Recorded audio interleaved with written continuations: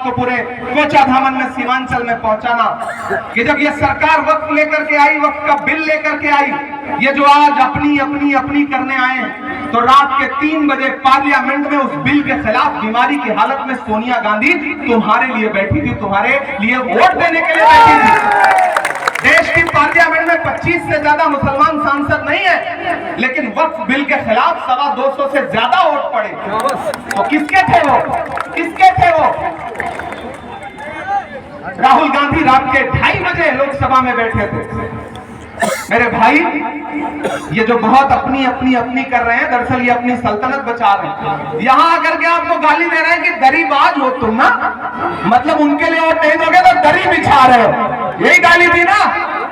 अरे बाप रे, ये तो धोती खोल रहा है। तो फिर सुनो, जब 11 तारीख को यहाँ ईवीएम में वोट देने के लिए जाओगे लालटेन छाप पे, तो उसी समय हैदराबाद में एक सीट पर चुनाव हो रहा होगा, वहां भी वोटिंग हो रही होगी। उस सीट का नाम है जुबली हिल्स।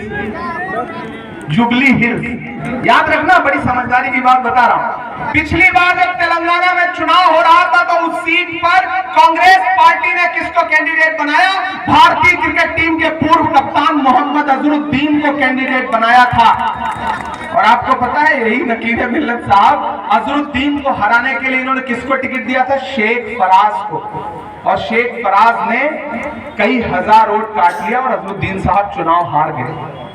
इस वजह से 1.5 साल वहां मुस्लिम मिनिस्टर नहीं बन सका।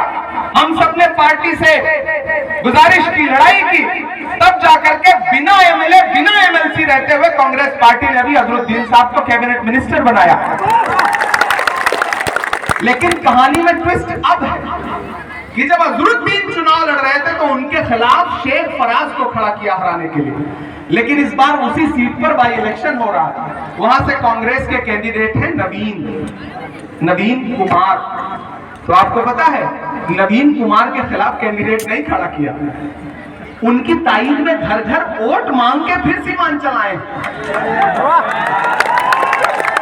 कैसी कयादत खड़ी कर रहे हो साहब?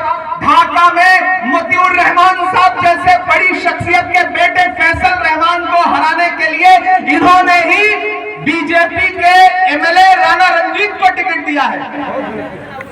कैसे कयादत खड़ी होगी? राणा रंजीत को जिता के फैसल रहमान को हरा करके, वो राणा रंजीत जो बीजेपी एमएलए का सगा भाई है, समझे ना? इसलिए तकरीरें सिर्फ तकरीरों तक ही रखो।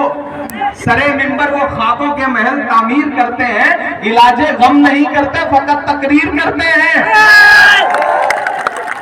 और कोचाधाम